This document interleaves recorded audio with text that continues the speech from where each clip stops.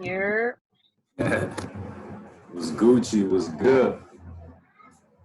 I'm good. How are you? I'm here. Still pretending like I'm in Miami. Good morning, Professor. Morning, good morning. How's everyone doing? Good. Good. Chilling? So far, so good. Okay. That's what's up. In Dominican, we would say, más tranquilo que una foto. Yes. More, it doesn't sound good in English, but more chilling than the picture. Like, you know how, like, when you look at a picture, it's like mad chill, like it's not doing nothing? Like that. Yeah. It's corny, I know, but it's funny in Spanish. Good morning. Good morning, morning. How's everything? Fine. Huh? I said it's fine. Okay. How was your weekend? It was chill.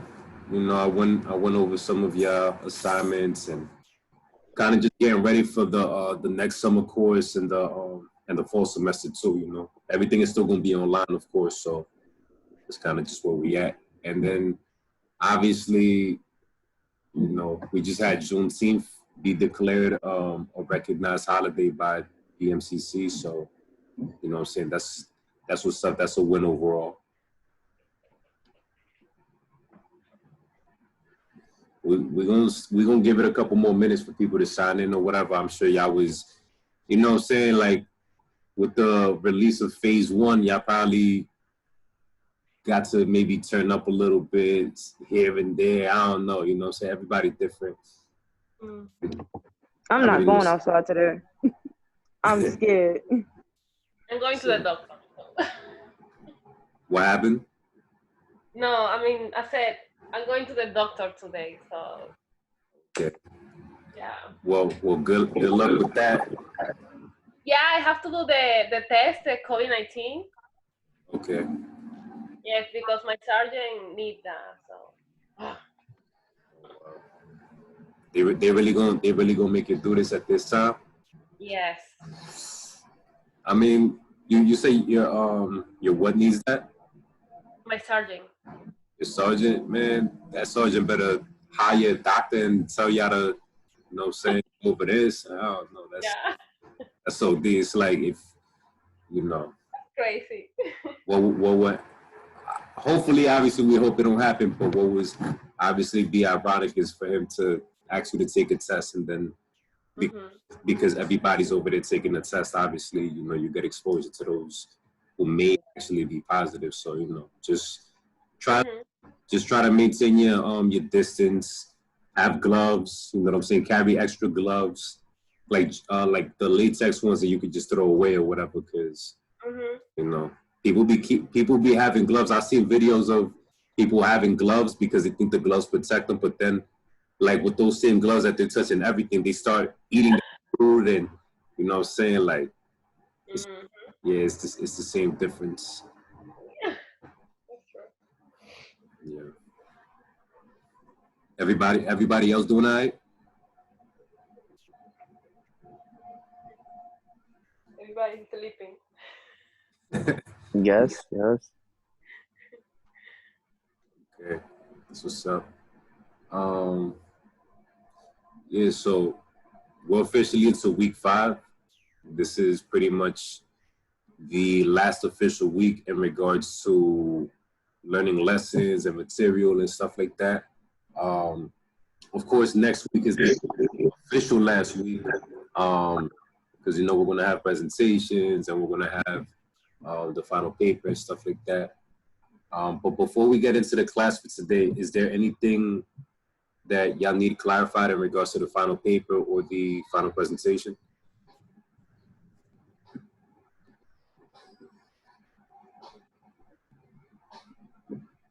Y'all good so far with the information I gave y'all? Yes. Yeah, for the most part. Excuse me. Okay, so obviously if you have any questions, you know, you can feel free to ask even later in the class or, you know, via the WhatsApp group or IG or email, whatever works, you know what I'm saying? And of course, I'll try to get back to y'all as soon as possible. Any current events that stood out to y'all that kind of stuck out from this past weekend? As you can see, I got the good old metal Dominican cup.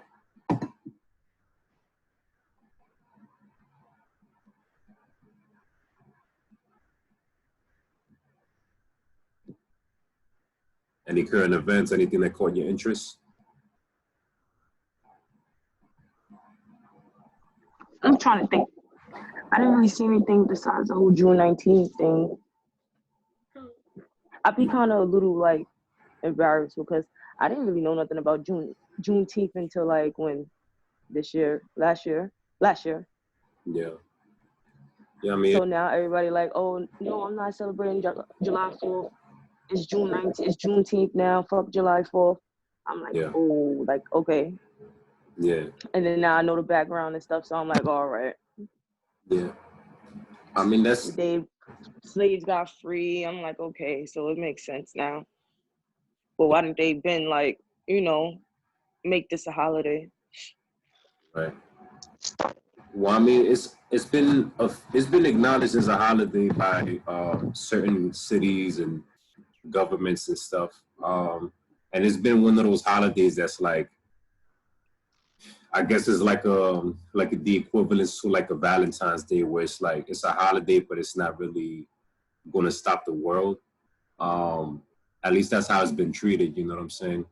But of course, like people who usually get deeper into history and like to learn these types of things or are actively searching for these types of things, they know about it. And, because the Emancipation Proclamation was established 2 years prior to basically the last slaves being freed in Texas. Because back then, like, obviously we didn't have technology, we didn't have Facebook, Instagram, none of that. So if something happened today, you wouldn't hear about it until maybe weeks later, maybe a month later or months later.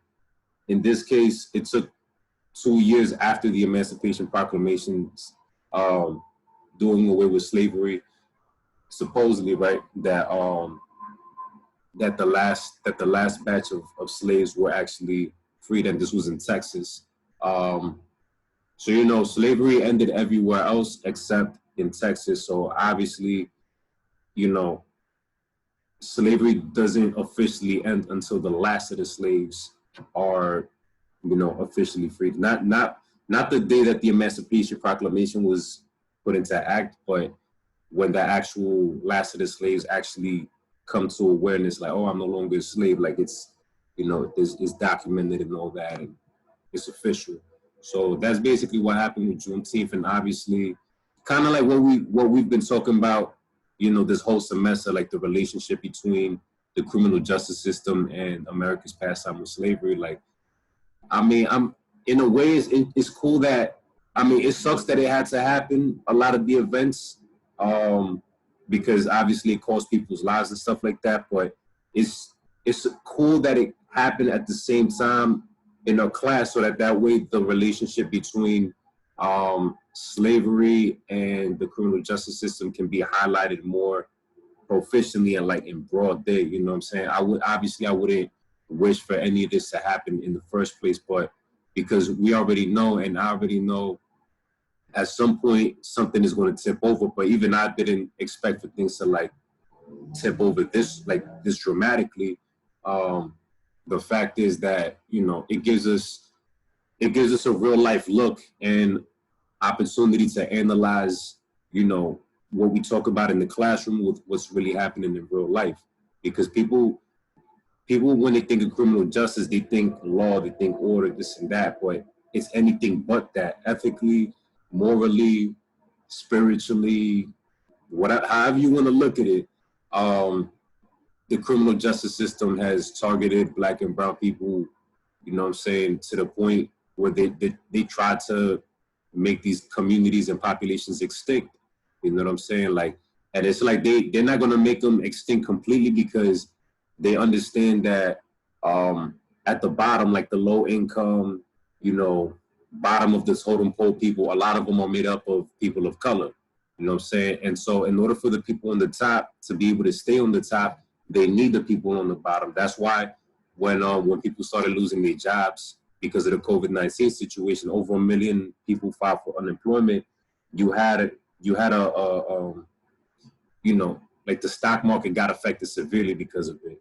You know, there was a severe drop in stocks and everything. Like certain companies, you know, had to pull out their stocks because, you know, they were in danger of you know, of bankruptcy and other stuff. So ultimately, all of this goes back to the conversation again of slavery, you know, slave patrols, slave catches, even the Constitution, where it's like when the Declaration of Independence was written, most Black folk were slaves in this country. You know what I'm saying? Like it wasn't written with the thinking that this also applies to Black people or to the Native population that, you know, just a little while after the Declaration of Independence, you know, would get slaughtered and put to the side and stuff like that. And even before that, you know what I'm saying?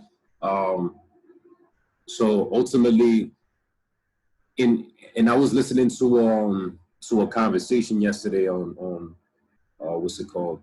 On like the Fox Sports commentators and stuff like that. But like they go back and forth on like some of the issues that exist in the Deep South and different things like that. And they were talking about that technically, if you want to be technical, the Constitution and the Declaration of Independence, like they've actually lived up, you know, technically to what they say that they live up to. You know, the pursuit of freedom and happiness and this and that and all these liberties, like all of this stuff technically was given for the people that it was supposed to be given to.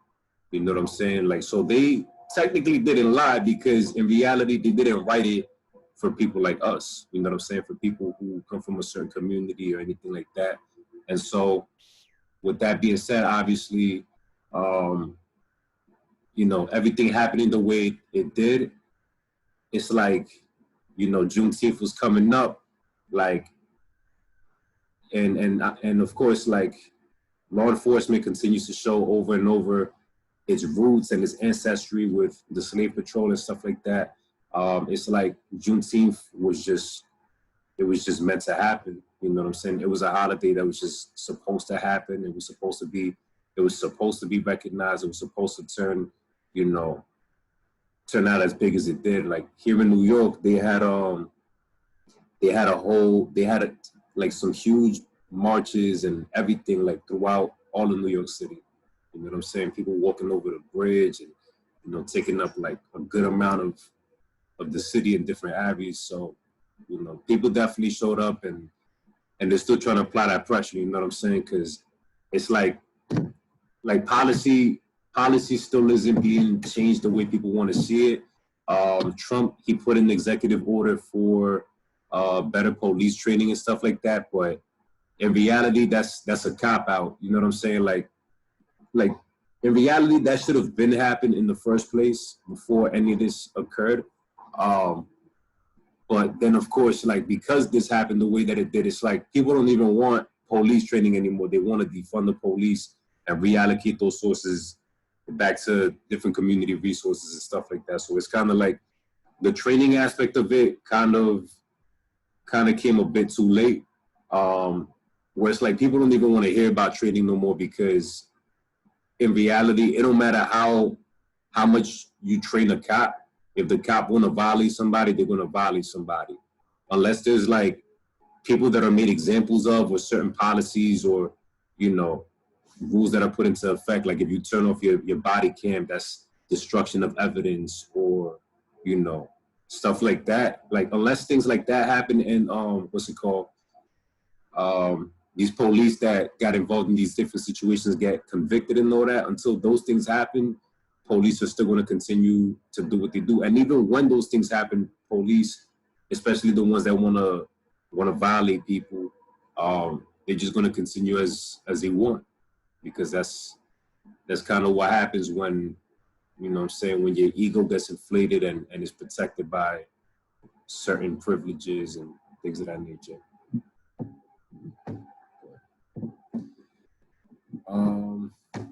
Any other current event that y'all want to get into before we get into the class?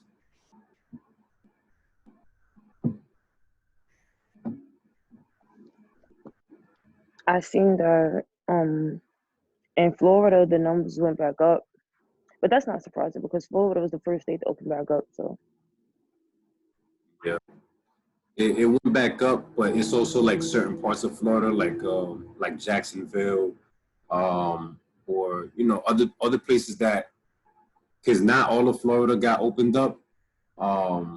Like I know, for example, like Miami, they're still keeping things, like they're still moving very slowly because since it's a major city in Florida, like they don't want the numbers to just like blow up disproportionately. But other places of Florida, like they definitely started opening up. And of course, this was like after Memorial Day weekend where it's like, people gonna take advantage, go to the beach, do this and that. And it takes like a week or two, for you to start seeing symptoms or whatever. So, now those numbers, of course, went up and all that. But yeah, I mean, the numbers just keep going up. They keep inflating, and that's just what it's going to be for the meantime. Because, businesses, they can't, like government and businesses, they can't stay closed for that long. You know what I'm saying? Like, once a business shuts down, especially small businesses, and even more so Black and brown businesses, when they shut down or when they have to, close down completely, it's very difficult for them to come back. You know what I'm saying?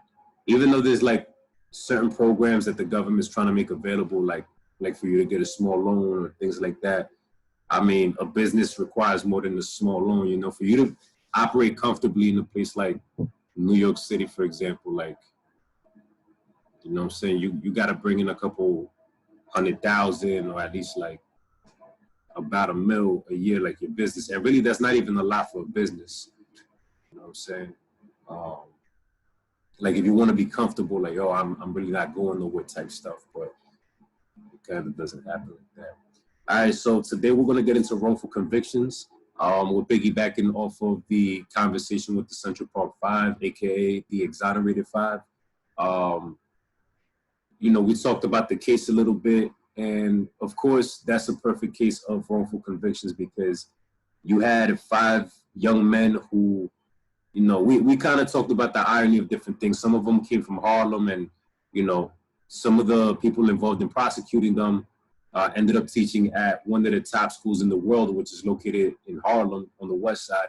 What I'm saying? Kind of just adding insult to injury type stuff, right? But we saw that in that case, they were willing to basically throw young boys into the lines, then throw them into the fire, you know what I'm saying? And just allow their lives to be destroyed. Meanwhile, you have the real person out here still committing rape, still murdering, doing different things. And the police, they dropped the ball on their side because they could have continued the investigation that happened just 2 days prior to the Central Park 5 joggers case, and they ended up moving the detective to a different unit. So that in itself is like, it goes back to what we talked about with the guns conversation, where it's like, once the riots happened with with Freddie Gray, when he got killed by police, the Baltimore PD, they had to basically take people that were focusing on like shootings and homicides and stuff like that, and they had to move them around in order to cater to what was happening in regards to like the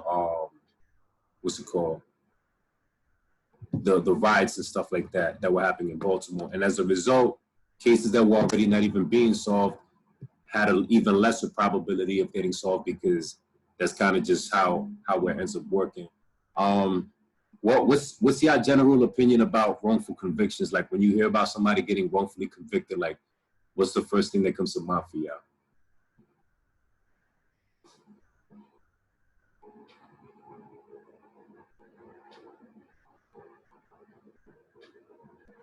How did they get there in the first place? Like, it's a tragic story when you hear that somebody got wrongfully convicted for a crime, especially when they get like a really long sentence for something they didn't do. But how did they end up in getting like as a suspect? Right.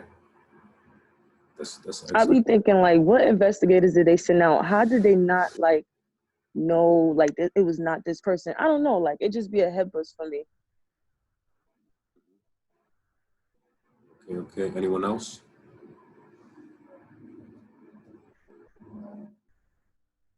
What's the first thought that comes to mind when you think of when you hear that somebody got wrongfully convicted?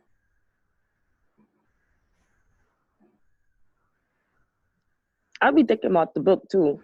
I wanted to see the book so I can see how they could charge people. I can't wait till the day like I can get in the little field and I can see this stuff because I really be want to know. Like I'm really interested. Yeah. I mean, it is interesting stuff because it's like, you know, how do you drop the ball that hard? You know what I'm saying? Like, how do you drop it that bad where it's like you get the wrong person, and not only you get the wrong person, but now you're sentencing the wrong person. And if years later, usually decades later, like at least 20, 25 years later in a lot of cases, when it's found that the person was wrongfully convicted, that's a settlement that the city has to make with that person now. You know what I'm saying? Like you just took pretty much a good chunk of their life out. You know, the average person, especially men, men on average die younger than women. Have a likely they already have like a 70% a 70-year life expectancy or something of that nature. And so you already took out 20, 25 years. Like you're leaving a man with just a little bit left. And it depends, obviously, when you catch the individual. Like if you caught them in their early 20s, then, you know, I guess they can still, you know, make some meaningful things happen for the remainder of their lives. But if somebody already got wrongfully convicted at like in the late 30s and their 40s, something of that nature, it's like you pretty much sentenced them to die. You know what I'm saying? And so it's kind of a difficult conversation because going back to the question of like, how is it that these people end up in this position in the first place? We kind of saw this with Khalid Browder. You know what I'm saying? Like he was literally just walking, you know what I'm saying, in the BX, minding his business. And it was just a regular pickup. The police just went by, they saw him, the guy supposedly identified him and said, oh, that's the guy, this and that. Even though the guy didn't know for a fact that it was him, the police went off of one eyewitness testimony. They didn't even go back to the place where the situation happened to see if there were cameras or, you know what I'm saying, like to see if they could get some kind of evidence or to even see if it was clear enough for the guy to even identify clearly that it was Khalif. Like they didn't even do any of that. So it goes back to like the frontline worker, you know what I'm saying, just doing their job properly and accordingly. You know what I'm saying? That's what I was thinking. I just feel like it's the system. So lawyers and judges, like they repeatedly have like similarity cases. So I feel like certain cases they don't think too hard about or put too much pressure on it because they've done that before. So it's like, all right, I'm gonna do this and that. I'm gonna charge them with this and that because like it be cases that be the same. So they don't work that hard and try to figure out who's innocent and who's not. I be feeling like that too. Exactly what you just said. Like it's they doing a job. Like they don't really investigate into it. Yeah, that's a fact. And especially if it's a person of color, like they have less incentive to get it right because if they're wrongfully convicted, their mentality is who's going to even care about them? Nobody's going to look for them. Nobody's, you know what I'm saying, that their parents is probably not educated enough to know how to battle the legal system. They probably don't have the money to go about, you know what I'm saying, freeing this individual or making sure that justice is served properly. Like, so it just comes down to like this racist mentality as well.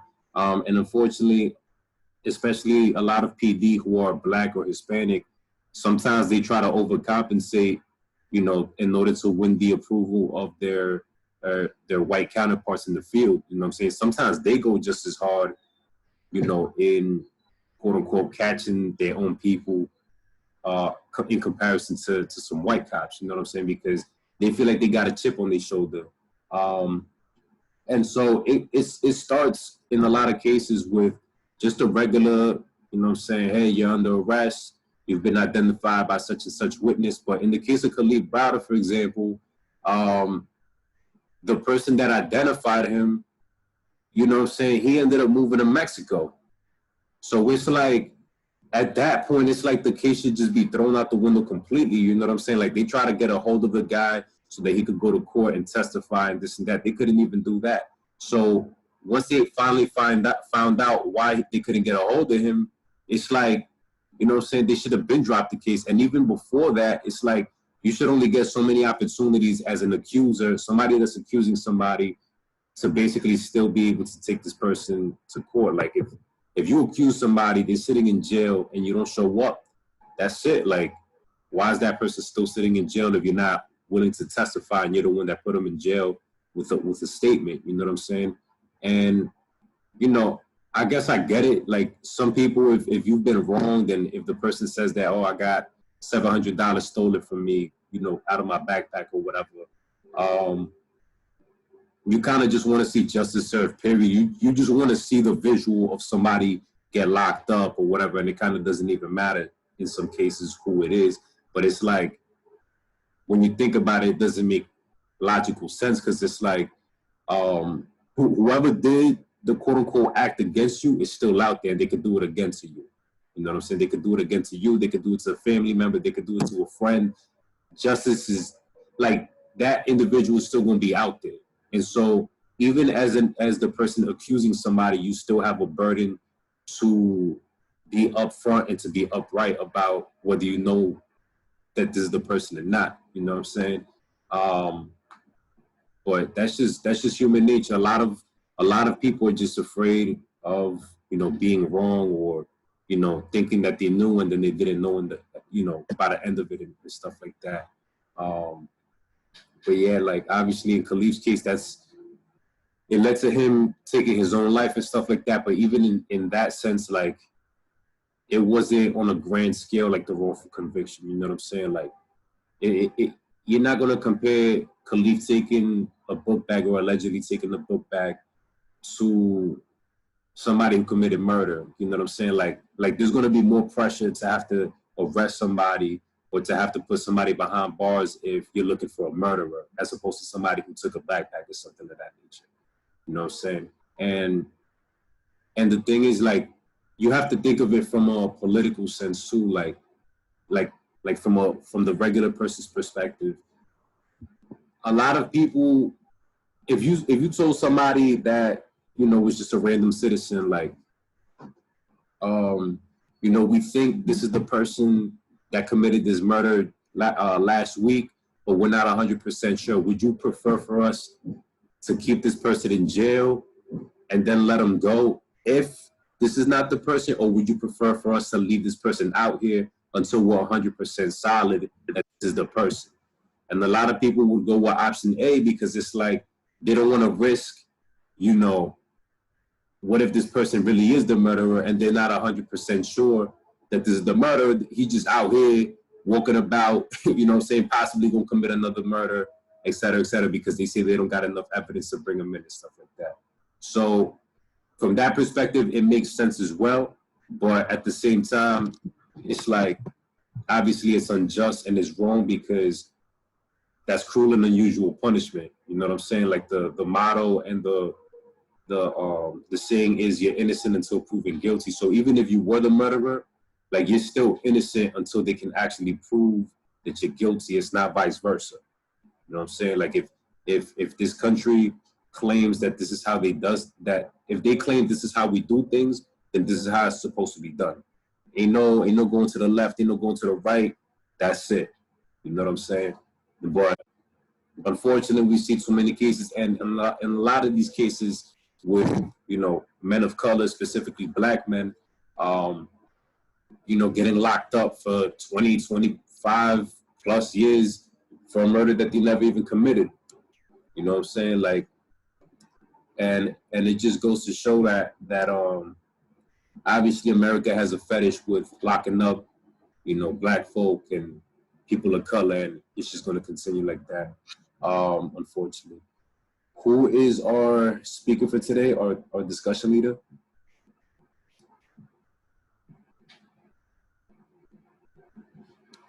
Is our discussion leader here today? Let's see. Y'all be hiding on me, yo. Yeah, funny. I mean, we definitely have. I mean, we have like the same number of people tuning in to the Zoom sessions, but definitely the numbers that we had in the beginning have not surfaced up again. Obviously, you know, that's kind of just how it is in general. Let's see. Or supposed discussion videos.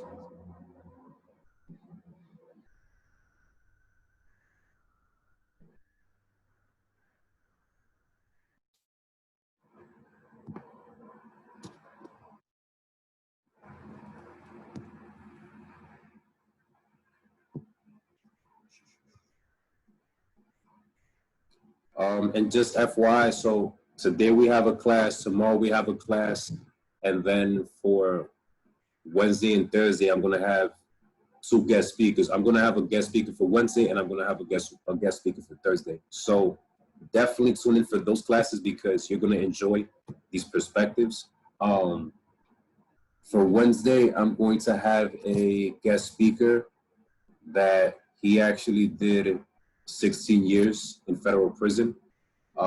He's gonna come through. He's gonna, you know, talk on Zoom and share and break bread with us and stuff like that. He'll be talking about his experience in the feds, and then I have some videos that he sent me, because behind the wall, like, you know, there's people that they still have access to cell phones and they can record stuff or whatever. Like, he was able to record some things while he was in there, so, you know, if anything, I could share them in advance, so that y'all can see, like, yo, like, this is real. Like, this is not just like some made up stuff or whatever. So he's gonna come through. Give me a second. I thought I had the right discussion. He's gonna come through and talk on Wednesday. He's gonna give you his perspective. He got caught up in a RICO related charge. So of course, as you know, that's usually drug related and stuff like that. So he's going to get into his situation. And then on Thursday, I'm going to have one of my guys come through as well. He actually used to work for the Department of Corrections here in New York City. He worked in Rikers Island for close to 10 years. But he had to actually retire early because of injuries he sustained on the job and things of that nature. So ultimately, just be sure to tune in for those days as well, because the classes are going to be very interesting. Like, these speakers, when I have them come through to my classes, like, all the students literally just like eat up every word that they say, because it's too good. You know what I'm saying? Like, they give you like all the juice and all the real, and you know what I'm saying, they're gonna come pretty straightforward and let you know what's up. So all right, so I'm not able to open the document for whatever reason. So what I'm gonna do is I'm just gonna share the screen, and we're gonna get into this conversation on wrongful convictions.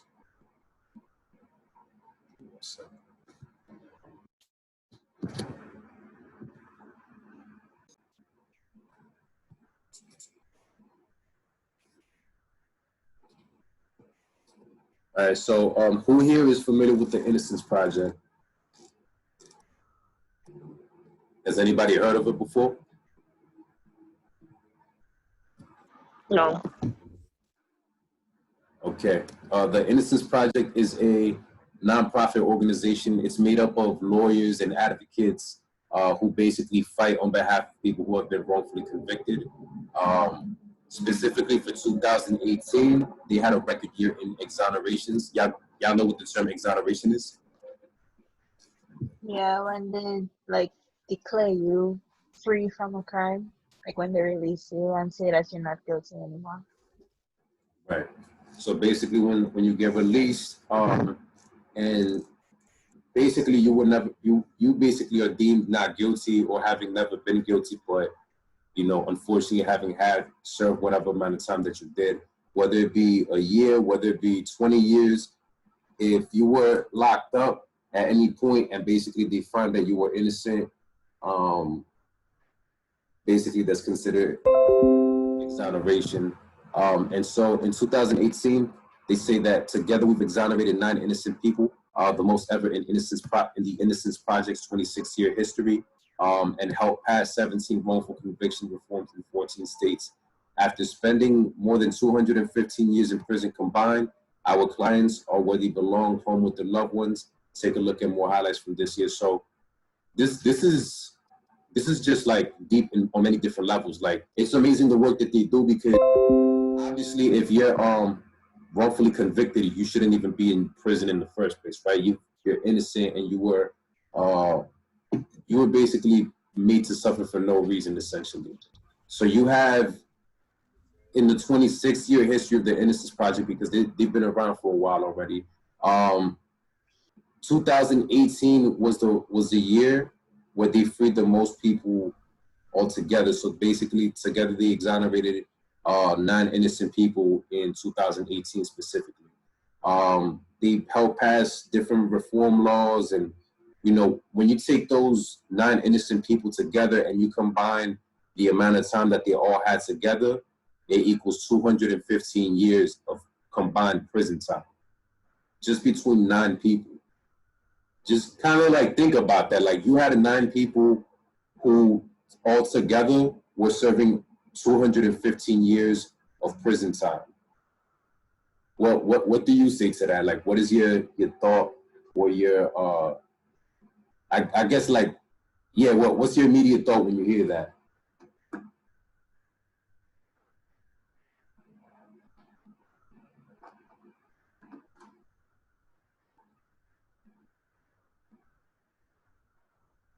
Not all at once now.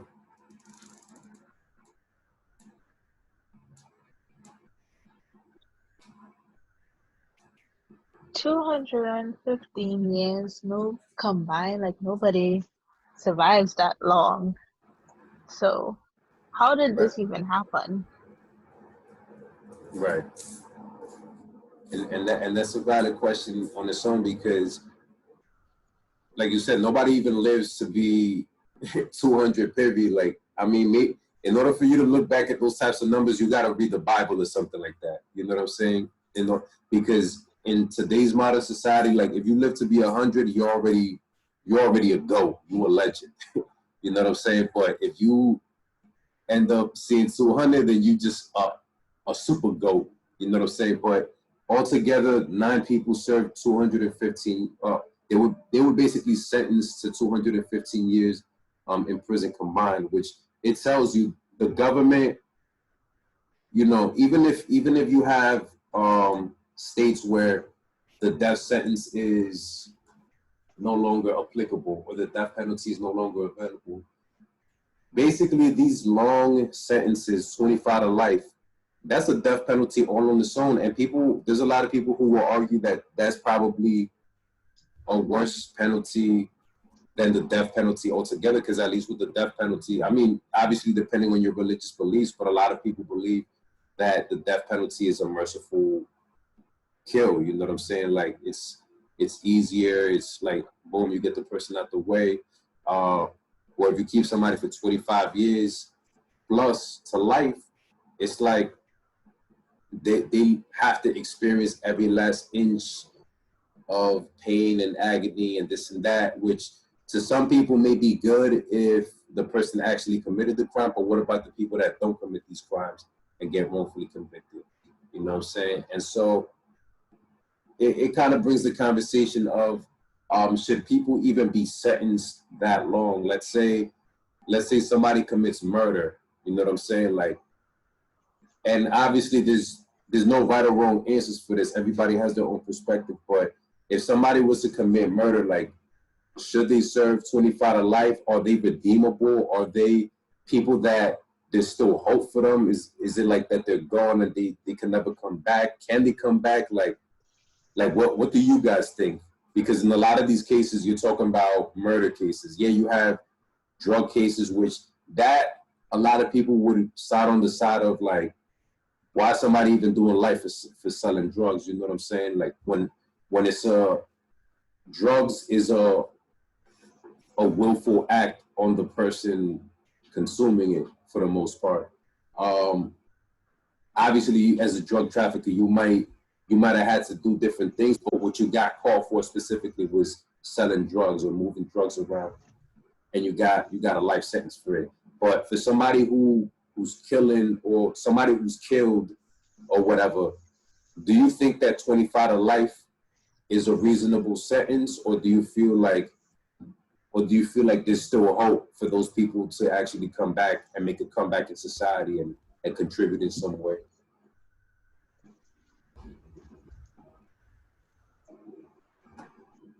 What do y'all think? Well, certain every case would be different, but for like certain people, they may be redeemable. But then there are the serial killers who take pride in their murders and stuff like that. Because lately, I've been watching this show called Mindhunters, where it's in the 70s, and they're trying to establish the psychology part of criminology, and they went around interviewing different serial killers and this what went through their minds before and after, and what led them to doing those murders and killing those people. I don't think they are redeemable, but if it's just one, or it depends on the case, because sometimes they are, sometimes they aren't. Yeah, that's a fact. I think that like you said, it's a case by case basis.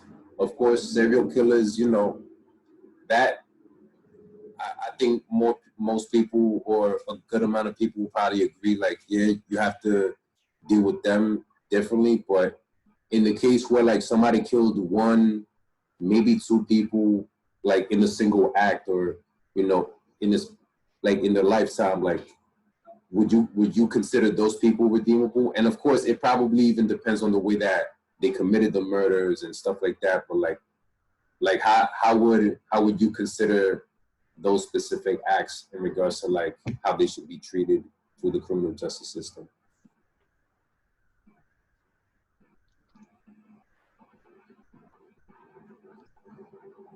I personally think there are only two type of crimes that are not redeemable, which is rape and pedophiles, people who sleep with children. So I feel like murders, serial killers, as she said, yes, it's gruesome, but I would rather them in a psychiatric hospital getting the help they needed. But just one murder, and it's something led you to it, or maybe doing a fight or something like that. I don't think anybody should spend that much years in prison. They need help. Yeah, I agree. If it's not rape and you're not messing with children, with small kids, yes, you're fine. But if you're messing with kids, lock you up, to throw away the keys. Yep. I hear you. And I ask this question because obviously everyone has a different perspective. A lot of people shape their perspective based on what they're told by society. Oh, that person killed somebody, 25 to life. But it's you're telling me that I have to believe that, or do I actually believe that? Do I actually think that somebody that kills somebody should be 25 to life? Of course, having worked in the field of criminal justice, I've worked with people who have committed murder or who have committed manslaughter. Manslaughter being, quote unquote, non-premeditated murder, or you killed somebody in the spur of a moment, but it wasn't that you necessarily thought it through. I'm going to kill this motherfucker or whatever. It's I've dealt with different situations, and I'm gonna be honest with you. When I've sat down and spoken to these individuals that have took somebody's life, you wouldn't even know that they killed somebody, because they just chill people. To be honest, these people specifically that I'm thinking about and that I'm referring to, they were some of the most down to earth people. Actually, there was this one guy that he served 25 years for for catching a body when he was like in his 20s or whatever. And, you know, he spent so much time in prison that now that he was in the halfway house and we were helping him, you know, get acclimated back into society and stuff like that, like he was telling me that he's actually scared to go outside. And I wasn't even his case manager. So that's how I know he's just opening up. He didn't have to tell me this because I wasn't his case manager. He was under somebody else's caseload, but he was telling me, like, you know, Mr. Cabrera, I'm not gonna lie, like I don't even go outside. I'm scared of the outside world. I'm scared of what's out there, you know, because so much has changed since I was out here last time, you know, about 25 years ago, you know. Phones have changed, society has changed, everything is just so fast, and I'm just scared of being out here, period. And you're hearing this from a guy that took somebody's life. You know what I'm saying? Like that does something to you. You know what I'm saying? Like you hear this and you're like, wow, like this guy took somebody's life and he's afraid not for his life, but of life. That's crazy, you know what I'm saying? Like when you think of it like that, it's like, yo, this guy, he paid his dues and even more, if anything, because now he can't even function in the world that we live in now. And instead of him, you know, maybe going out and committing another crime, he would rather just quarantine himself, like while the world is still happening. And this is like way before any COVID or any of that ever came about. Like he's thinking like this already of like self-quarantining himself. You know what I'm saying? And who knows? Like I don't know the specifics of his detail of his case. The other person that I dealt with, you know, he caught 10 years for manslaughter. You know, he shared with me that the dude tried to come at him with a knife, they got into a fight or whatever, and then the dude pulls out a knife, he tries to stab him, and then he actually took the knife from the guy, then used his own knife against him, stabbed him, ran away, you know, from the scene after it happened, and from what he said, he didn't even know that the guy died. You know what I'm saying? He just left after he stabbed him with his own knife, you know. So it's like all of these cases obviously are separate cases. They're individual cases. As was said by one of y'all earlier, like you don't know if this could have happened because of a spur of the moment or anger or whatever, because like there's such a thing called crimes of passion, right? For example, if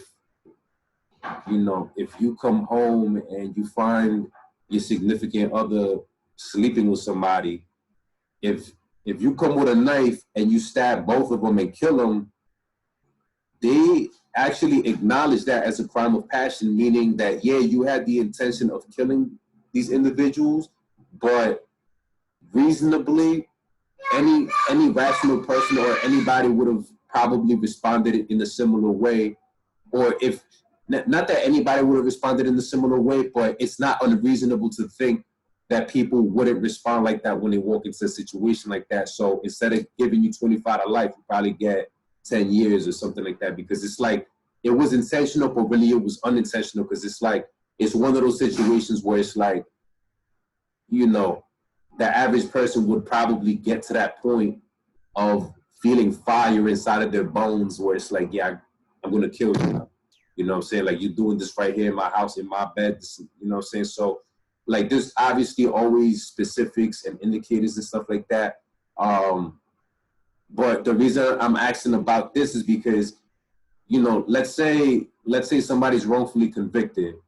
You know what I'm saying? If you're wrongfully convicted, like, the wrongful conviction now shines a light on just regular convictions, because why are people serving 25 to life, period, for, let's say if it was one murder or two murders that they committed, you know what I'm saying, or that they're being accused of. Does one murder actually equal 25 to life? I get it, an eye for an eye, a tooth for a tooth, that old biblical reference or whatever, a life for a life, I get it, but by giving this person life, you're not bringing the other person back. like it would make more sense in a lot of cases to just give the death penalty if that's the case. Like if you're really focused on taking somebody's life, then just give them the death penalty. But you keep a person alive for 25 years to life, it's like what purpose are they serving other than maybe giving game to like some of the young cats that get locked up and saying, oh, young, and I know you're going back into the hood as a lifer, this is what I gotta tell you, like maybe it from that perspective, but it's like I know for a fact that's not how the government are thinking, and so these are things that have to be taken into account, things that have to be considered, because if somebody's doing life, let's say for one murder and they're wrongfully convicted, does it even make sense that for one body that you get 25 to life? Is that person no longer redeemable? Yeah, you took a life, but does that mean that you're still not capable of thinking, thinking rationally? Like, because we send people to war all the time and, our veterans come back. Some of them haven't killed more than one person. You know what I'm saying? Like, do we think that they're not redeemable? Obviously, we provide them benefits. We salute them. We honor them and stuff like that. But it's like, it's kind of like a double-edged sword, where it's like over here, we view people who take lives a certain way. But then over here, if you take one life, you're viewed another way, especially if you're a person of color. So I'm just trying to create the, what's it called? I'm just trying to create the duality just so y'all can see like the example and, kind of think about it a little bit. Because oftentimes something like this, people don't challenge this kind of thinking, or they don't challenge the idea of, somebody having killed somebody not doing 25 to life, because you're already told, nah, this is what it's got to be. And if you think differently, people are going to look at you like, yo, are you a serial killer? You know what I'm saying? But it's like, just because you committed an act, like everybody that commits a crime, or I'm not going to say everybody, a lot of people that commit crimes, they didn't think about this in advance. You know what I'm saying? Like, it was a spur of the moment type of thing. You know what I'm saying? Like, it was something that maybe took, a couple of minutes for you to think about, maybe a couple of hours, maybe, you know what I'm saying? And then you went through with it.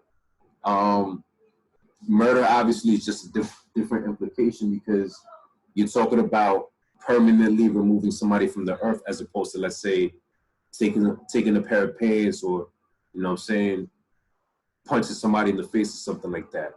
You know what I'm saying? So all of this obviously it's a different conversation, but it's something that still has to be taken into account. I wanted to say something. Yeah. Maybe they think that if they do the death penalty and they kill them, that they get in a way too easy. Whereas if they give them 25 to life, then they're truly suffering, like how the family of who the person they killed suffering. Of course, that's definitely the thinking behind it, no question. But because that's the thinking, now when somebody who's been wrongfully convicted gets convicted, now they have to be put under that same line of thinking. So basically, because that thinking already exists in general, it's like anybody that falls under wrongful convictions is automatically put under that. So it's like if I was wrongfully convicted, right, for murder or something like that, obviously time is time. You can never get it back. But if at the very least, me doing a murder, doing a murder bid was like, let's say 15 years or 20 years or something like that, like, there's an opportunity for me to actually come back. You know what I'm saying? Like, even if they never actually find, who actually did the act or whatever. Let's say I did 15, 20 years and it's like they were never able to find the person. Or maybe less years, let's just say 15. At the very least, I did my time, and then that's pretty much it. You know what I'm saying? 15 years, that's 15 years. I get it. But it's not 25 years. It's not 35 years or 50 years. You kind of get what I'm saying? Yeah. And it's not to say that there's a right or wrong answer to any of this. It's just more to say that if I'm wrongfully convicted, um, I guess it would be a little more fairer to me as a wrongfully convicted individual that, okay, for the first murder, because now I'm wrongfully convicted and, you know, I never got convicted before for murder, but this is my first murder. I'm doing 15 years because that's how much somebody that commits murder is supposed to serve. Where if I'm wrongfully convicted, you know, and the time that a murderer spends is 25 to life, I'm pretty much just going to die in jail or die in prison, and I never even committed that act. Where with the 15 years, I could at least see like a finish line to it, and maybe could make a comeback and maybe establish myself into society and stuff like that. But I have a question. yeah, go for it. How do they know, like, if there's no DNA evidence or the real perpetrator didn't come forward, how do they know that it was a wrongful conviction in the first place? Well, they don't.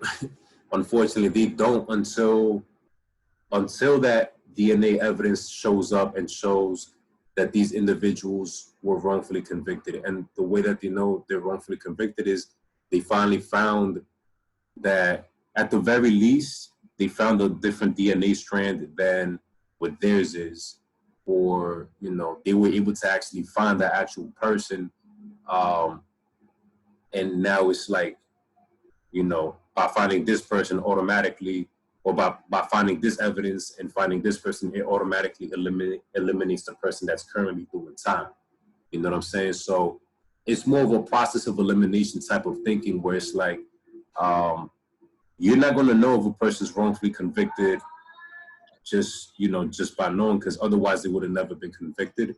But it's more so once the appearance of new evidence takes place, whether it be through DNA or a new witness or surveillance that was found that wasn't available before for whatever reason. Once these things come to light, and at the very least can prove that the person wasn't at the place of the crime, and, you know what I'm saying, like, at the very least prove that, then that person can be exonerated, you know, because it's like, yeah, like, even if they don't know who actually did it, they can at least prove without doubt that, yo, this person wasn't even there when this crime was being committed. You know what I'm saying? So that's kind of how that ends up working. And when they find the real perpetrator, right, do they get the same amount of time that the person who was wrongfully convicted get, or is there a whole new trial or something?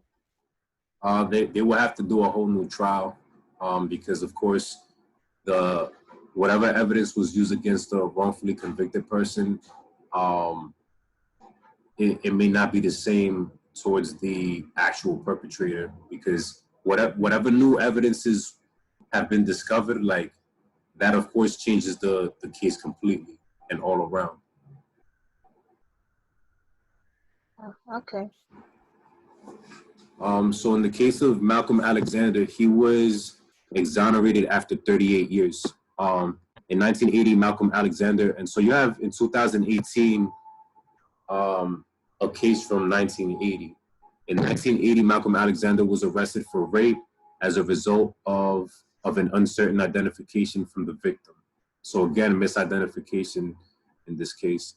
Though facing life without parole, Malcolm's paid defense attorney failed to present an effective defense, neglecting to make an opening statement or cross-examining witnesses. Malcolm was just 25 years old and the father of a 2-year-old when he was convicted at a trial that ended the day that it began. So basically, they tried him on that day, and then basically they ended the trial on that day as well. They didn't spend more than a day on his case. He was only 21. He already had a kid. Basically, it sounds like he most likely had a public defendant defending him, which, as we already know, public defenders They're provided by the government. So if they're provided by the government and the government's trying to lock you up, what do you think is going to end up happening? You're probably going to get locked up. And so on top of that, a public defender is usually walking around with like 6-7 cases, you know, of defendants, because that's just kind of how they got to work their way up in the ranks and stuff like that. So it's like you can never really focus 100% on any one case, because you have so many different cases you got to learn information about and you got to keep up with and things of that nature. So of course they usually make people cop a plea, and you know, he basically was exonerated after 38 years, granted for a rape case, which rape has been viewed differently throughout the years. Like a lot of the cases I've dealt with in the halfway house, a lot of people that commit rape usually do like 5, maybe 10 years. So to see that he actually, you know, got sentenced, it looks like obviously 25 to life maybe. You know, this probably was a case where there was a rape and maybe a murder on top of that. But if it was just for rape in itself, you know, it's different than the cases that I've been exposed to, where, like, again, for rape, which rape is just one of those crimes where it's like most people consider unforgivable, like even more unforgivable than murder. But it's like, how do I put it? Like 38 years doesn't line up with at least the sentencing that rapists are usually given in today's society, at least if they didn't actually kill the person. Malcolm always maintained his innocence, but the Innocence Project's investigation indicated that most of the crime scene evidence was destroyed shortly after trial. Years later, evidence was discovered, and DNA testing sought by the Innocence Project and co-counsel Innocence Project New Orleans excluded both Malcolm and the victim. So unfortunately, he ended up serving 38 years. This is a case from 1980, and he just got exonerated in 2018. I have a question. Yeah. Go. Do you think that the like how it has so little public defenders, right, and they have to take on so many cases at the same time? Do you think that is purposeful? Like, why they can't just hire more public defenders? Me personally, I think it's purposeful, but that's just my opinion. And I say that because prosecutors usually have more support, more assistance. Prosecutors usually turn to judges. So about 70% or more of judges were once prosecutors. And then on top of that, prosecutors are over 90% white. So they're pretty much given the green light to go as hard as they want to go. You know, even if obviously evidence is not disclosed or, you know, it's destroyed or whatever, like, they can still go forward and do things where, like, if you're a defendant, a public defender, it's like you're not really given the same support, because it's like you're just trying to work your way up in the ranks. You're trying to establish yourself. And in order for you to have a good defense attorney, usually you have to go private. You know what I'm saying? So I personally think the government has set it up like that, obviously, in order to continue to get some, you know, some quality numbers around convictions and stuff like that. But it kind of just shows that, of course, the government's emphasis is not on justice as much as convictions, and a lot of these convictions are on people of color, unfortunately. So that's just my perspective on that. I'm not saying that it's right or wrong, but that's kind of where I stand on that at the moment. When Malcolm finally walked free from Louisiana's Angola prison, and Angola is one of the toughest prisons in the country. He had been incarcerated for nearly 38 years, the longest of any exonerated Innocence Project client. He was reunited with his now adult son and grandson, both named Malcolm. He was also joined by Innocence. The puppy he cared for, inside of prison. So apparently he had like they have like these projects where like people who are incarcerated, they can actually care for what's it called, like dogs who are at the pound and stuff like that. Like there's like a whole initiative to allow, you know, these dogs to receive therapy by being cared for by prisoners, and then prisoners obviously get therapy by, you know, dealing with dogs who, you know what I'm saying? Like it's kind of like a win-win relationship. After he was released, Malcolm married the mother of his son and is now using his carpentry skills to make furniture and remodel their home. So these are just some statistics here. 200 equals the total years in prison spent by 2018 exonerees. 208 people exonerated with the help of the Innocence Project. 362 DNA exonerations in the U.S. 13 states where we passed wrongful conviction reforms, and 15 wrongful conviction reforms passed. The stakes couldn't have been higher for Malcolm, who faced a sentence of life without parole, yet the attorney that he entrusted with his life did next to nothing to defend him. So this is the case of Kevin Bailey. This is from Illinois. Basically, he was exonerated after 28 years. Kevin Bailey and his friend Corey Batchelor were both 19 years old when Chicago police questioned them about a 1989 murder. Kevin was questioned for more than 12 hours and confessed only after threats and extreme physical coercion. So coercion being like being forced into a confession. The statements Kevin and Corey made to police were inconsistent with each other and the facts of the crime, but both young men were convicted based on these confessions. Sufficient force and coercion will force anyone to crack under pressure, but that doesn't solve crimes. This is coming from a senior staff attorney. A special prosecutor reinvestigated the convictions and consented to dismissing the charges based on DNA testing and evidence that they falsely confessed under duress. Duress being like the conditions that basically force you to make a confession. The detectives who questioned them had to work with notorious former Chicago Police Commander John Burge, whose jurisdiction subjected numerous Black men and women to torture under questioning. The Innocence Project worked with the People's Law Office of Chicago to represent Kevin. Corey, who was released from prison in 2004 and continued fighting to clear his name, was represented by the Exoneration Project and the Center of Wrongful Convictions of Youth. After his exoneration, Kevin moved to Wisconsin, where he has been living with his brother and working full-time at a factory.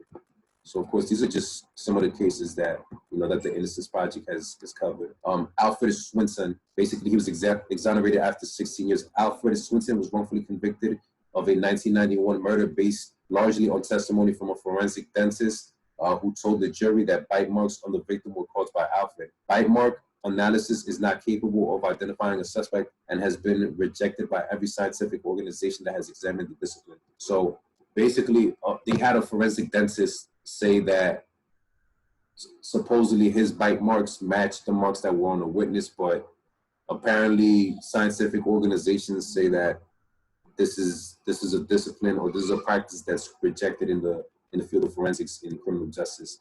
Years later, DNA testing excluded Alfred from evidence used to implicate him. After the Innocence Project took on his case, the forensic dentist recanted his trial testimony, telling the court that he no longer believes there was a valid scientific basis to identify Alfred as a perpetrator of the crime. So that same dentist came back years later and said, yeah, what I said was wrong all the years back, and it shouldn't have been used against him as evidence.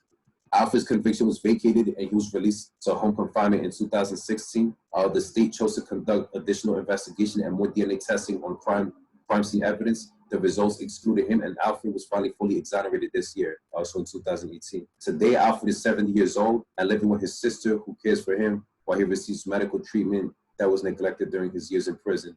The Innocence Project worked on his case with Skadden Arps and the law firm Green and Sklar's. So in Alfred's case, you're talking about he was exonerated almost 20 years. So basically, he was picked up in his 50s. So you could see that of course, when it comes to like these long convictions, like anybody can get it, you know? And of course, when you think of murder, you usually would think of somebody in their 20s, in their 30s, maybe in their 40s. Very rarely do you hear somebody in their 50s committing murder. I mean, it happens. I'm not saying that it doesn't, but a lot of times You would think it happens, earlier in life because that's when you got the most energy and that's when you're able to physically dominate somebody more so than if you were in your 50s. You know what I'm saying? And of course, by the time that he was exonerated, now he's 70 years old and living with his sister. So unfortunately, these are some of the conditions and realities people come back to once they've experienced these long sentences and things of that nature. 30 people have been wrongly convicted or indicted based on at least in part on erroneous bite mark evidence. Yet judges continue to permit this evidence that has no scientific basis. So people still get convicted on bite marks, which it's already been accepted by the general criminal justice community and science community that bite marks are not necessarily considered valid evidence in regards to concluding a case and things of that nature. Keith Harden. So here we have somebody that, of course, is not from the Black or brown community, but it's still a case to get into. Keith Harden, he's from Kentucky, exonerated after 22 years.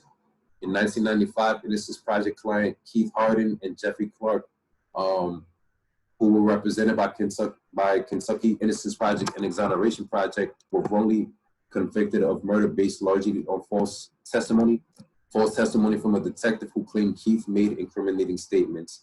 The same detective was later investigated for coercing the confession of another man who was wrongfully convicted. The only physical evidence against Keith and Jeff was testimony from a microscopic hair, quote-unquote, expert that a hair from the crime scene matched Keith. Microscopic hair analysis cannot identify a particular person without scientific certainty and has contributed to 20% of wrongful convictions overturned by DNA. Subsequent DNA testing excluded Keith and Jeff, and other evidence used to implicate them was proven false. The convictions were overturned, and they were released in 2016 after 20 years. Prosecutors then brought new charges, which dismissed a quote-unquote vindictive prosecution. The Attorney General's office then moved to dismiss the charges based on DNA evidence, the fact that the state could not rely on the testimony of the detective, and more. Less than a year later, that detective was indicted for perjury and mishandling of evidence in other cases. So clearly, they had a corrupt cop on the case with Keith Harden. So that same detective that basically got him locked up ended up getting locked up for other cases for perjury and mishandling of other cases and things of that nature. So that's the case where corruption obviously came into effect. Obviously, here it's not getting into the specifics of those details. I'm sure if you do separate research on the Keith Harden case, you'll probably be able to find more specifics and things of that nature. But overall, we can see that in more than one way, the criminal justice system has failed these men. Obviously not just with the wrongful convictions, but the way that they obtain evidence for these convictions. Like either scientific, professionals have disproved, certain ways of gaining evidence, or you have certain people going out of their way to fabricate certain kinds of evidences in order to maybe get a conviction for whatever reasons and stuff like that. So before we go forward, is there anything y'all want to share or that y'all think about, like these cases that we went over? Like what are some of your thoughts? I just find it difficult to believe in this century, this technology that we seem to have. We still have forensic evidence that forcefully put people in jail. Like we can do better, but people try to hold on to this bias, especially if you're a person of color. They just want to accept the fact that it's not you. If you're at the wrong place, you screwed. Right. And the thing is, how can you know you're at the wrong place? Exactly. There's nothing somebody can do to indicate whether they're at the wrong place at the wrong time. It's why is that even the, I get why people say that, but why is that even a thing? Because if you can't walk on this planet without thinking of getting wrongfully convicted, then you're just at the wrong place, period. You could be in your home and you're in the wrong place. Breonna Taylor, was inside of a house. Botham John was inside of his house eating ice cream. Is that the wrong place, for a cop to come in and then he just gets shot? You know what I'm saying? So it's kind of it's just a mentality that law enforcement has towards subjecting people, and of course it's their word against us. And obviously, this is kind of where conversations around policy and reform and all those things have to take place, because law enforcement, they move within the boundaries of what's allowed for them. You know what I'm saying? So obviously the detective ended up getting locked up, and as you were saying, Rashida, like now with technology the way we have it, like these cases should be happening less. But we could see, like in the case of George Floyd, how they still try to tamper with evidence, you know, and provide a invalid medical examination saying that he died because he had asthma or something of that nature. Like, nah, we literally all saw the video. We all saw the video. It was clear as day. He died because that knee was on his neck. You know what I'm saying? And the police still try to come back with some nonsense that, you know, he died because he had breathing issues. If he had breathing issues, then it was only exacerbated because of that knee to his neck and the other officers that had their knees in his back and stuff like that.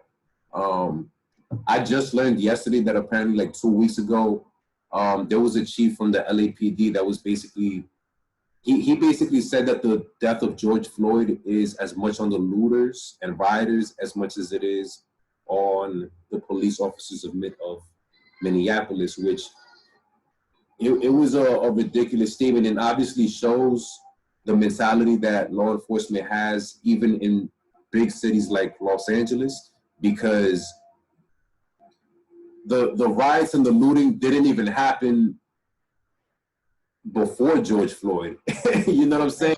How does it even relate to each other? It doesn't even relate to each other. So if he was trying to make a point to blame, it doesn't even make sense logically and timing wise, because the looting and the didn't happen until after he already died at the hands of law enforcement. And the fact that he tried to find the scapegoat and he tried to find, you know, somebody to shift the blame to in order to make, you know, law enforcement not take the blame themselves. It's like, obviously it shows how they truly think and what they truly believe of the situation. You know what I'm saying? Like they're not willing to take accountability. They're not willing to, quote unquote, serve and protect. Like a lot of their cars and vehicles say, oh, we're here to serve and protect this and that. Like, are you here to serve and protect the people or serve and protect yourself? You know what I'm saying? So like the question obviously has to be put out there, but the fact that he said that this is on looters and rioters as much as it is on the police, and George Floyd, like the looters and rioters only came after he was murdered, it's just hilarious. Like the fact that he even thinks that this is a conversation, but you know, nobody even knew who George Floyd was when the riots. Like nobody knew who he was when he got killed. So how could we be rioting and looting in his name? Like, exactly. that doesn't make sense.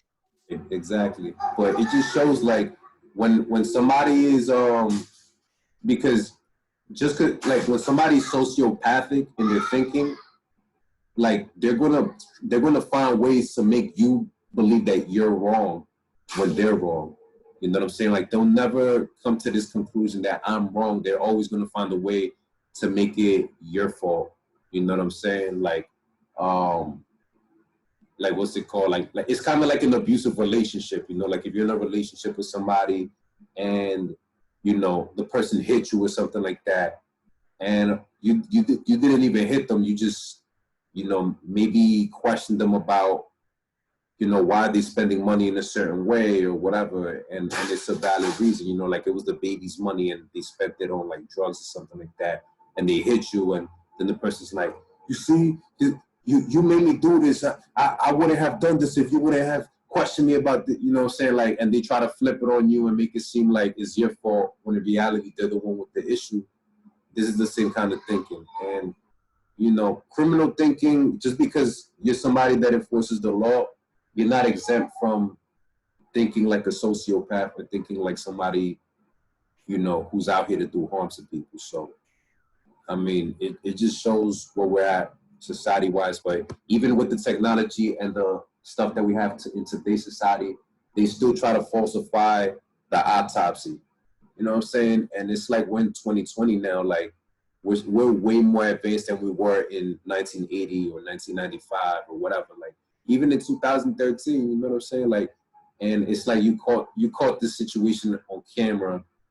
Everybody saw it, and we didn't have to rely on the news to decide if damn should we release this, should we not release this. Nah, the public released it. We was reporting, you know what I'm saying? And we still got this bullshit, you know what I'm saying, examination from the medics saying, oh, you know, he didn't die from the knee, he died from, you know, from some kind of breathing condition that he had or whatever. Like, it's just crazy, you know. They still would rather just lie to you in your face than to come out and just throw one of their own in prison, you know what I'm saying? Because it's just one of those things, you know. And I seen a meme where they said that you know, they locked up hundreds and thousands of people, but when they only needed to lock up 4 police officers, you know what I'm saying?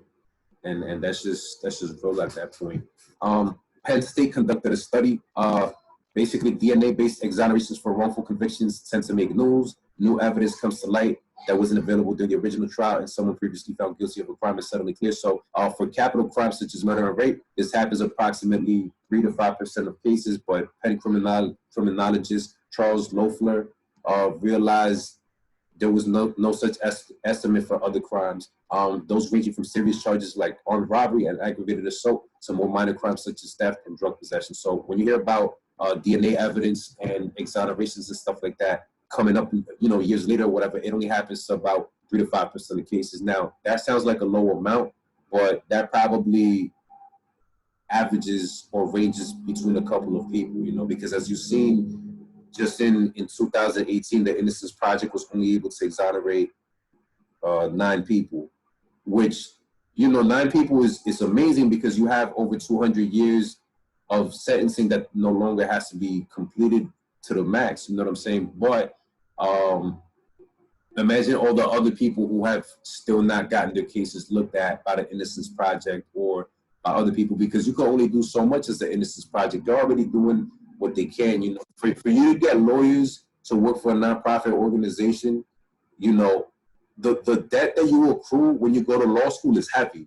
You're talking about like a lot of lawyers or a lot of people that come out of law school, you know, if you didn't get your stuff paid for by like the government or some kind of scholarship or fellowship, you could be looking at $200,000 in debt. You know what I'm saying? So when a lot of these lawyers come out of school from like a Columbia or a Harvard or something like that, you're trying to work for a private firm. You're trying to work for, you know, the attorney general or, you know, some high level branch of government. You're probably not thinking, oh, I want to work for a nonprofit, you know, maybe getting paid, you know, less than 100,000 or maybe at 100,000 when like these other branches will pay you a lot more. You know what I'm saying? So all of that is stuff to be considered and to, you know, to be taken into account. Surveying an instate population of nearly 3,000 state prisoners in Pennsylvania, the researchers found that 6% reported being wrongfully convicted. Results the team published in the Journal of Quantitative Criminology in April. This was one of the first estimates of its kind for the criminal justice population as a whole. So when they surveyed a in-state population of about 3,000 state prisoners in PA, they found that about 6% said that they were wrongfully convicted. Now, they're probably, you know, that wrongful conviction can range between different things. Obviously, you could maybe have people that are lying or maybe, you know, they're in denial or whatever, and they might think in getting interviewed, this was like maybe going to help out their case some way, somehow. But then you also have people that actually didn't commit the crime, or you have people that they might have committed a crime, but they didn't commit it the way that the courts said that they did. You know what I'm saying? And so there's so many different elements to look at and to consider. We view this as an up or down estimate. In other words, if people were going to be inaccurate, that will lead us to a true rate that's lower than rather than higher than 6%. So basically, you would say if, you know, this was basically like an upward estimate. They're saying that the number is probably lower, maybe 5%, 5 point something percent, maybe 4%, whatever the number is. But the fact is that they just kind of how to round it about, because for some of the reasons I stated, this information might not necessarily be all the way accurate. If we're talking about wrongful convictions, this is from Time Magazine. The number of exonerations in the United States has hit a record high. A total of 166 wrongfully convicted people whose convictions date as far back as 1964 were declared innocent in 2016. On average, there are now over 3 exonerations per week, more than double the rate than in 2011. So now we're having exonerations happen more rapidly and more quickly. A lot of that, of course, because of the use of technology. And you're talking about DNA evidence that didn't really come into effect until like the late 90s, early 2000s type stuff. So you're still talking about something that's like about 20 years in the making. The number of exonerations have generally increased since 1989, the first year in the National Registry's database. There are 2,000 individual exonerations listed in the registry as of March 6. So if we're looking at exonerations from 1996 to 2016, we can see that throughout the years, people that have been exonerated historically are more oftentimes exonerated for homicide, like as singular crimes, right? Of course, there's other crimes, like, and those other crimes could entail rape or could entail assault or whatever, other stuff. But if we're looking at what a lot of the exonerations are made up of, like for any one single crime, usually drugs or homicide is at the top. But homicide has historically been one of the top reasons for exonerations.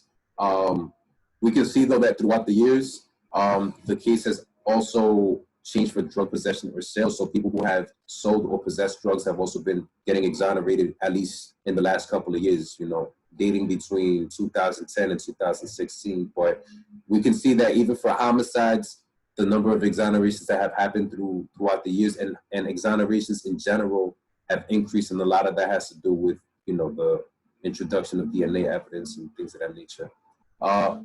Many points to changes in places like Harris County, Texas, home to the city of Houston, where the county's conviction review unit has totaled 128 exonerations, or 15% of all exonerations in the U.S. since 2010. So just that one county in Texas has totaled about 15% of all exonerations in the U.S. So it goes to show you that certain places are more focused on convicting people than others, and this is Harris County, as it's showing you.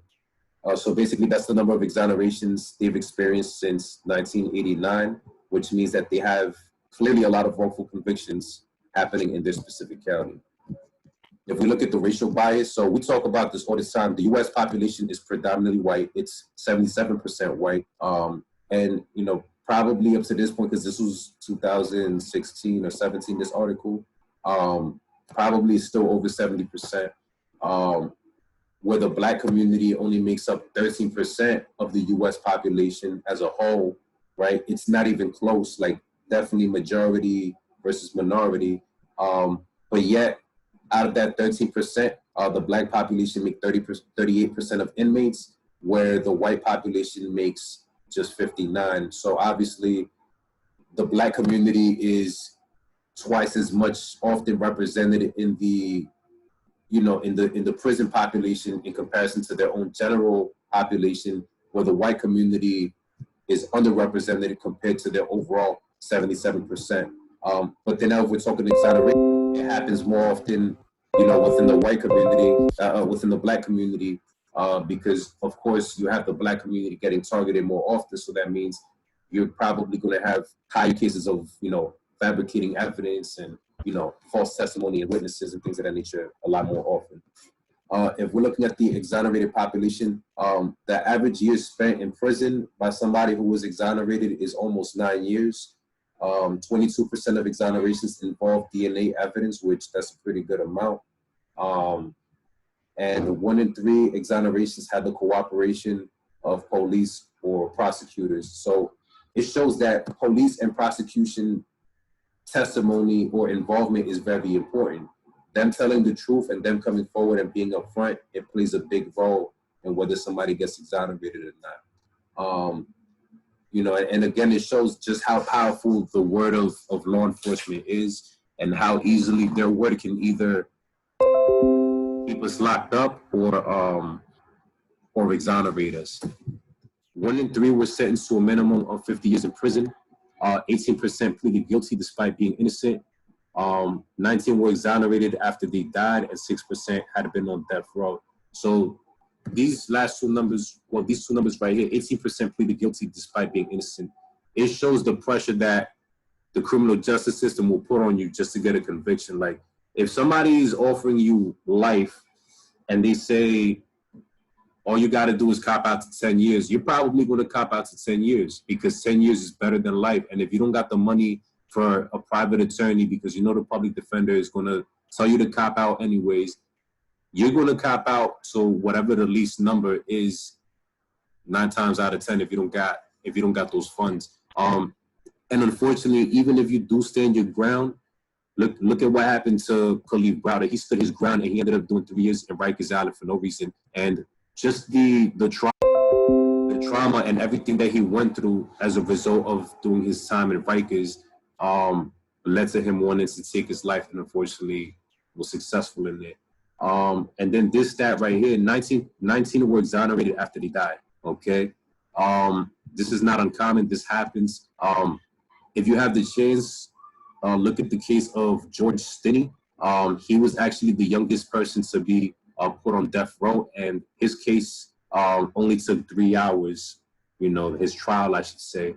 And so he basically was put on death row at the age of 14. This was in North or South Carolina, I forgot which one. But basically, they put him on the electric chair at 14 years old. 70 years later, they reopened his case and they found that he was wrongfully convicted. But they knew that back then, but it was just a racist South. So they just did that because they wanted to unfortunately lynch a 14-year-old boy for their own pleasures and stuff like that.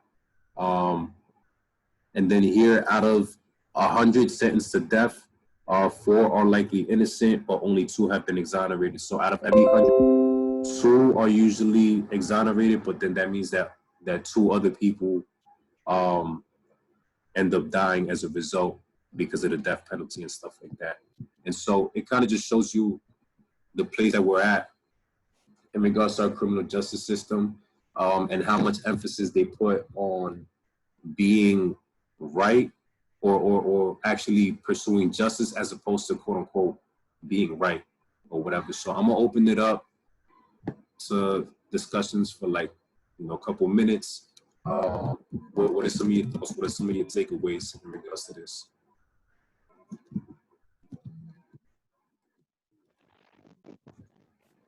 Isn't more times, like for wrongful convictions, do they not do their job properly, or they just don't care?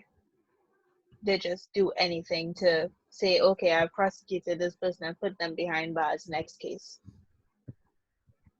That's usually what it is. Because you're talking about, the courts are overworked. You know what I'm saying? Like they have cases that are dating months and months back, you know what I'm saying, that are still pending. The average person there on Rikers Island for like 8 months to about a year. And so, and it's only a holding facility, it's a jail, it's not even a prison.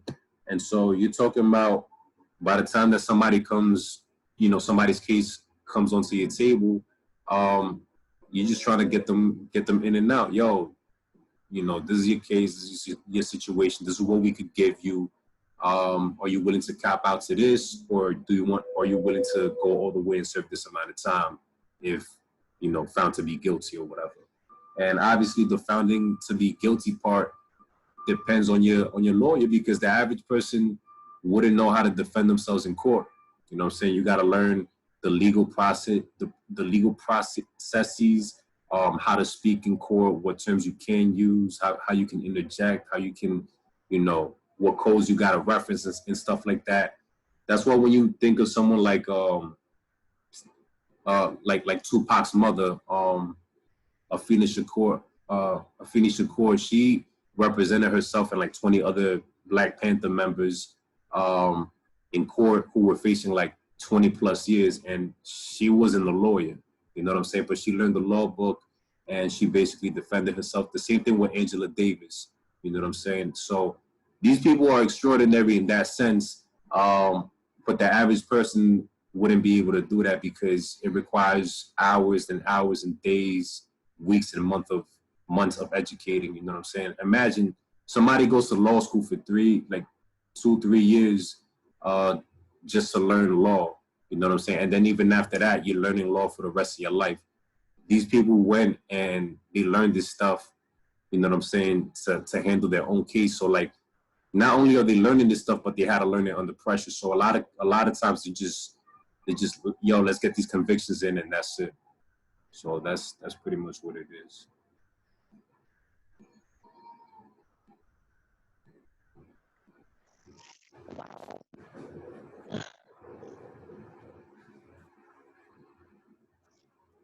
And any other input? So what would they do to the families that I have a question, Professor. Let Jasmine finish, and then I got you, Rashida, right after. Okay. So what did they do? Like once they found out he was innocent, what did they do to his family, like his future family? You know, his family at this generation. You're saying what happens to the person's kids and their family and stuff like that? Yes, since he, he's the only child. Well, I mean, unfortunately, the justice system doesn't concern itself with that. You know, like that has to be resolved between the person getting convicted and, you know, the person's family members and relatives or friends or whatever or what have you, because like people get locked up all the time and the government never focuses on, oh, all right, we locked up such and such, like how are we gonna help out their kids? Like that's never a conversation. So, and you know, it's a valid question you raised, because there's actually more kids that get affected by their parents being locked up than the actual parents. You know what I'm saying? Like the parents, they can actually, in a lot of cases, hold it down in the meantime, like at least for themselves, you know, try to not get into fights or at least survive the prison bit or whatever. But like the kids, like they literally depend on adults to survive.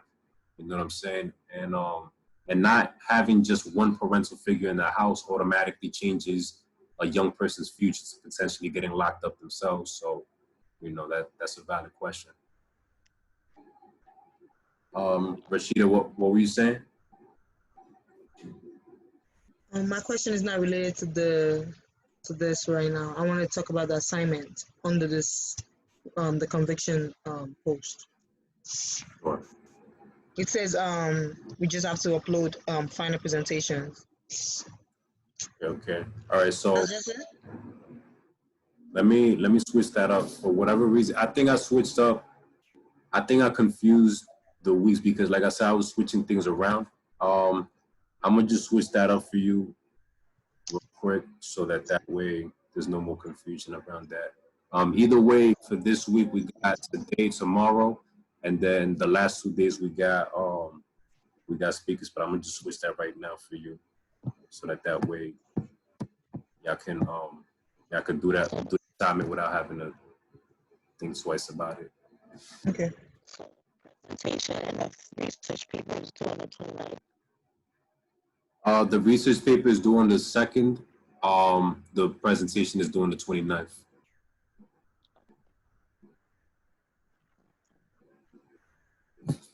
Any other questions? Can you repeat that? The research paper is due on the 2nd, and the presentation is due on the 29th. If you want to send either or sooner, you're more than welcome to, but I don't need them until those specific dates.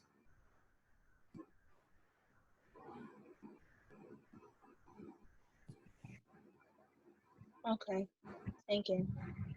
For sure. Any other questions, comments, concerns? I bet.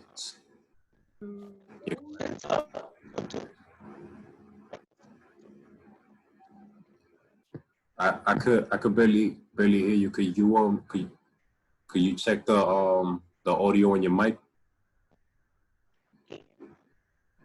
Or if anything, you could type it in the chat as well if that's easier.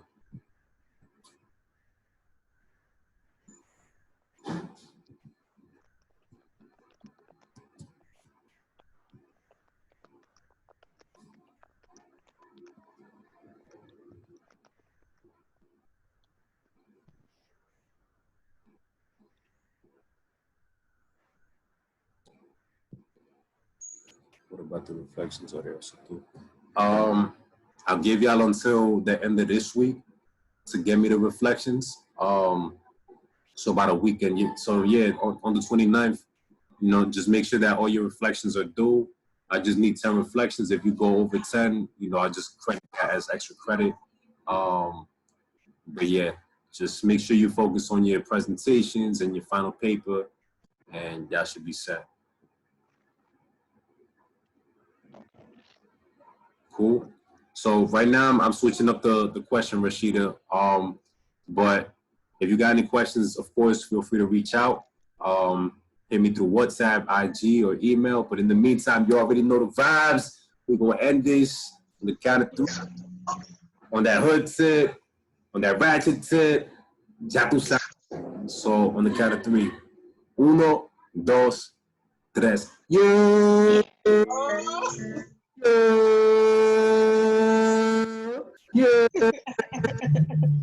We out here, you know about that. All right, yo. I'm gonna catch you tomorrow, all right? Stay safe. You Hi, too. Professor. Have a good one.